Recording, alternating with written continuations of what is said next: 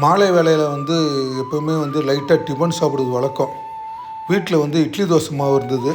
பார்க்குறப்ப வயல் பக்கம் வாங்கின வாத்து முட்டை இருந்தது. இந்த வாத்து முட்டை, இட்லி தோசை மாவு, பொடியாக கட் பண்ண பெரிய வெங்காயம், கொத்தமல்லி தழை, பச்சை மிளகா, தூள், உப்பு, மிளகுத்தூள். ஃபஸ்ட்டு இட்லி தோசை மாவு நல்லா கலக்கிக்கிறது.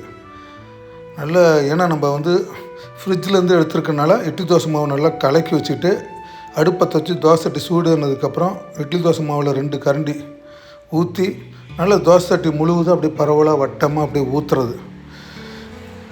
நல்லா ஓரளவுக்கு ஊற்றுனதுக்கப்புறம் அடுப்பு சிம்மில் வச்சுட்டு எடுத்து வச்ச வாத்து முட்டை உடச்சி ஊற்றிட்டு அதில் இந்த பெரிய வெங்காயம், பச்சை மிளகா, கொத்தமல்லி தழை அதை தூவுறது. நல்லா தோசை முழுவதும் தூவிட்டு இதில் மிளகுத்தூள், தூள், உப்பு. ஃபஸ்ட்டு இந்த முட்டையை வெங்காயம், கொத்தமல்லி தழை, மிளகாய் இதோடு நல்லா பரப்பிக்கிறது.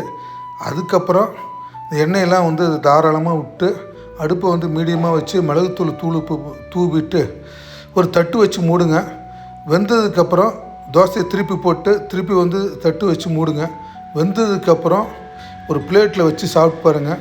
அதுவும் வீட்டில் இந்த கார சட்னி இருந்ததுன்னு வச்சுங்க, இந்த வாத்து முட்டை தோசை சூப்பராக இருக்கும். கண்டிப்பாக அவங்க வீட்டில் வாய்ப்பு கிடச்சிதுன்னா இந்த வாத்து முட்டை தோசை சாப்பிட்டு பாருங்கள். டேஸ்ட்டு செம்மையாக இருக்கும்.